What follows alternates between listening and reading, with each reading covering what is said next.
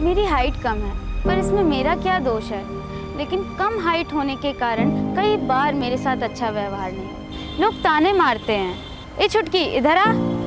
यहाँ तक कि मेरे दोस्त भी अक्सर कह देते हैं कि तुम भीड़ में खो जाओगी, पर मुझे खोना नहीं है, मुझे बड़ा बनना है। इतना बड़ा कि सबको दुनिया के किसी भी कोने से दिखाई दूं। कद।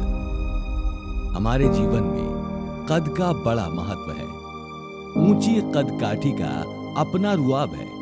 हर कोई ऊंचा कद चाहता है। हर क्षेत्र में करियर से लेकर शादी तक ऊंचे कद की तलाश रहती है।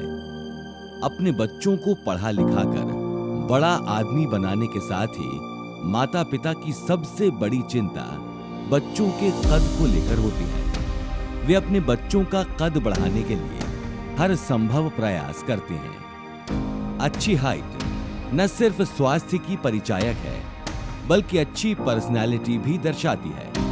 हमारा कद कितना होगा, ये कई तथ्यों पर निर्भर करता है। माता पिता की हाइट का बच्चों की हाइट पर बहुत असर आता है। वहीं पोषण आहार भी बच्चों के शारीरिक विकास के लिए सबसे महत्वपूर्ण कारकों में से एक है, जिससे बच्चे की हड्डियां मजबूत होती हैं और साथ ही हाइट भी बढ़ती है। प्रदूषित हवा पानी भी बच्चों की हाइट पर काफी असर डालता है। ऊंचाई का संबंध हार्मोन से है। ऊंचाई का संबंध आपकी जीवन की अवस्था से है। माने ऊंचाई तब तक ही बढ़ती है जब तक आपकी प्रौढ़ावस्था नहीं आई है, जिसको हम इंग्लिश में कहते हैं प्यूबर्टी। अगर आपको कोई इस प्रकार से कोई क्रॉनिक बीमारी है, कोई लंबा रोग है जिसमें आपको दस्त हो रहे हैं, खाना नहीं पच रहा है या थायराइड नाम के हार्मोन की कमी है, तो वहाँ ज़रूर हमें जांच करके देखना पड़ता है। और अगर ग्रोथ हार्मोन की कमी आती है तो ग्रोथ हार्मोन की हमें दवा देनी होती है। द लैंसेट में प्रकाशित एक स्टडी में विश्व भर में 19 वर्ष से कम आयु के बच्चों की लंबाई की तुलना आपस में की गई। इस रिपोर्ट के अनुसार 2019 तक सबसे कम लंबाई भारत और बांग्लादेश के बच्चों की थी। सबसे अधिक औसत लंबाई नीदरलैंड और मोंटेनेग्रो के बच्चों की है। हाइट बढ़ाने के लिए माँ बाप अपने बच्चों को हेल्थ सप्लीमेंट भी देते हैं। हर चैनल पे एड्स आते हैं, ये खिलाओ वो पिलाओ, सब लोग एप्रन पहन के बातें कर रहे हैं। बहुत सारे सप्लीमेंट्स हैं जो इससे हाइट बढ़ेगी, इससे बच्चे की इम्यूनिटी ठीक रहेगी, पर उन सब चीज़ों से हाइट नहीं बढ़ती। ये जितने भी हेल्थ ड्रिंक्स आते हैं, अगर उसको आप उसकी लेबल पढ़ें, शुगर कंटेंट इतना ज़्यादा हाई है कि वो जो भी बेनिफिट दे सकता है वो कैंसिल आउट हो जाता है। अगर दूध में यदि चीनी डालते हैं जिसमें सल्फ़र हो तो दूध का कैल्शियम ही ख़त्म हो जाता है। शरीर को एक्स्ट्रा शुगर की ज़रूरत नहीं, हम जो भी खाना खाते हैं वो हमको मिल जाता है, एक्स्ट्रा सॉल्ट की भी ज़रूरत नहीं। तो वहीं अब हाइट बढ़ाने के लिए लोग सर्जरी भी कराने लगे हैं, जिसे निम्ब लेंथनिंग सर्जरी भी कहा जाता है, जिसका फाइनल रिजल्ट आने में 10 से 11 महीने लग जाते हैं और ये काफी महंगी भी होती है। हालांकि इसमें हाइट बढ़ने की कोई गारंटी नहीं है और ये सर्जरी काफी दर्दनाक भी है और रिस्की भी, पर फिर भी लोग इस सर्जरी के दर्द से गुजरते हैं क्योंकि उन्हें लंबा दिखना होता है। फिट या 1 फीट बताया था उन्होंने मुझे, तो मैं काफ़ी खुश हो गया कि कैसे कोई दवा होगी, मैं बहुत खुश हो गया। तब मेरी उम्र 13 या 14 साल की होगी, यानी एकदम नाजुक सा बच्चा था। बट मुझे नहीं मालूम था कि ये ऑपरेशन होने वाला है। सब कुछ रिंग लगाना बोला तो मैंने सोचा कि रिंग ऊपर से लगाई शायद, बट वो बोन काटने वाली बात नहीं थी ना। बोन काटना मतलब कि आदमी अपाहिज हो जाना। जब मैं काफ़ी हद तक होश में आया तब मुझे पता चला कि मेरी बोन, घुटने के नीचे की बोन काट दी गई। तब मुझे बहुत तकलीफ होने लग गया। तब मैंने ऐसा सोचा नहीं था कि मेरे साथ ऐसा होगा। मैं बहुत रोता था दिन में रात में। ये बीमारी से मैं कभी उभरा ही नहीं। आज तक वो टेंशन है ही मुझे। Because low self-esteem, or is it really a genuine need? I mean, a person who is 5 feet, fine. I mean, if he wants to go up to 5'2", 5'3", 5'4", it's okay. A person who is already 5'6", wants to go to 5'9", there has to be something wrong.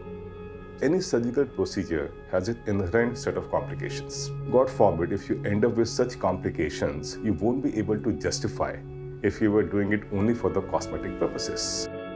छोटे कद के मामले में भारत दुनिया के 200 देशों में 14वें number पर है। +1 नामक साइंस जर्नल में प्रकाशित रिपोर्ट के अनुसार भारत के लोगों की औसत हाइट घट रही है।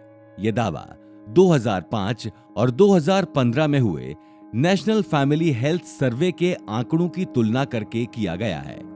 चिंता की बात यह है कि जहां एक तरफ दुनिया की औसत हाइट बढ़ रही है तो वहीं भारत में हाइट घट रही है। रिपोर्ट के अनुसार भारत में पुरुषों की हाइट 1 सेंटीमीटर कम हो गई है।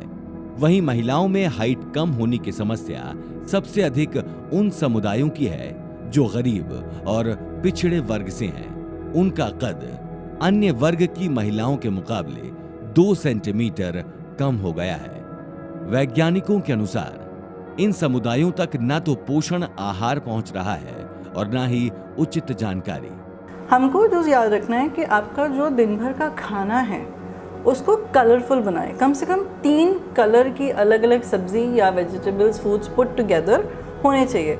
उसमें एक पीला हो, एक हरा हो, एक लाल हो, चाहे तो उसमें और कलर ऐड कर सकते हैं, मगर कम से कम 3 डिफरेंट कलर की सब्जी आती। मल्टीपल नट्स रखिए, हर प्रकार का जो नट आपको अच्छा लगता है उसको मिक्स करिए एक डब्बे में भर के, और दिन भर में उसमें से 1 मुट्ठी ले लें औरतों के लिए और करीब 1.25 से 1.5 मुट्ठी आदमियों के लिए। इससे बेहतर विटामिन की पिल नहीं मिल सकती। जो लोग नॉन वेजिटेरियन हैं अंडा खा सकते हैं। अंडा एक बहुत ही अच्छी चीज़ है, उसमें सारे विटामिन होते हैं, तो 1 अंडा औरतों के लिए, 2 अंडे आदमी के लिए। अच्छे पोषण के साथ ही शारीरिक व्यायाम और योग भी हाइट बढ़ने का एक महत्वपूर्ण कारक हो सकता है।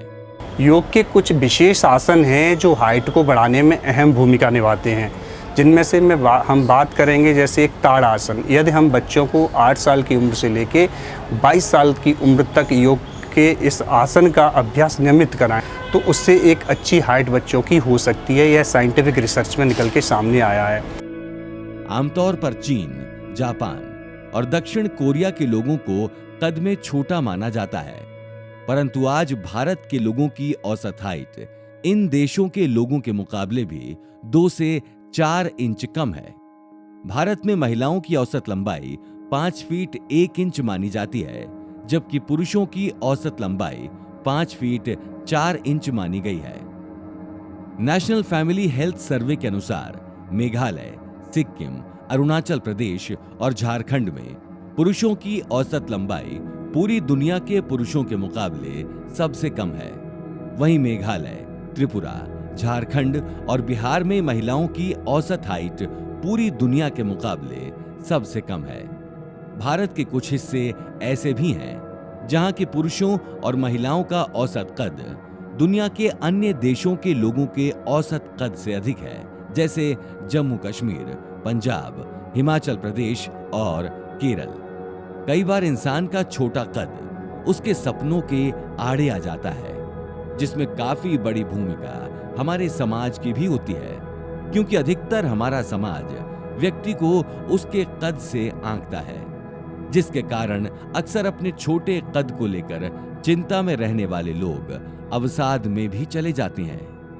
हाइट कम होने के कुछ फैक्टर होते हैं, कॉन्स्टिट्यूशनल फैक्टर बोलते हैं इसको हम। कॉन्स्टिट्यूशनल फैक्टर यानी जिसका हम कुछ नहीं कर सकते। इवन जो उनमें हार्मोनल थेरेपीज भी कुछ काम नहीं करती हैं। मेरे पास बहुत सारे पेशेंट्स आते हैं जो एंडोक्राइनोलॉजिस्ट, जो हार्मोनल स्पेशलिस्ट होते हैं, जो हाइट बढ़ाने का हार्मोन्स भी देते हैं बच्चों को उस एज ग्रोइंग एज में, और उसको देने के बाद भी अगर बच्चों की हाइट नहीं बढ़ती है तो वो बहुत ही एक मनोविकार में चले जाते हैं, अवसाद से ग्रसित हो जाते हैं। और जब अवसाद की दुनिया में उसको एक अलग दुनिया बना लेते हैं। अवसाद की दुनिया अपनी नॉर्मल दुनिया से बहुत अलग होती है। इसको समझ सकते हैं कि वो ज़िंदगी का एक ग्रे जोन होता है जिसमें व्यक्ति को कुछ अच्छा नहीं लगता, व्यक्ति को बाहर जाना अच्छा नहीं लगता, आस पड़ोस के लोग अच्छे नहीं लगते। तो ऐसे बहुत सारे बच्चे, अगर मैं बोलूँ तो मेरे पास 10 से 24 साल के जो यंगस्टर्स हैं, ये बहुत सारे लोग आते हैं, क्योंकि 24 साल के बाद एक एक्सेप्टेंस आ जाता है अपनी हाइट को लेकर। तो किसी से कंपेयर नहीं करना है, आप सेल्फ हो, आप सेल्फ मेड हो, आप अपने आप को एक्सप्लोर करो, अपनी चीज़ें एक्सप्लोर करो, दुनिया को अपने बारे में बताओ, अपनी हाइट, अपने कलर, इन सब चीज़ों के बारे में ना बताएं। चल फिर पाता हूँ बट काफ़ी हद तक तकलीफ मुझे चलने में बहुत होती है, मैं चल लेता हूँ। ये मैं आप जाके समझाऊँ।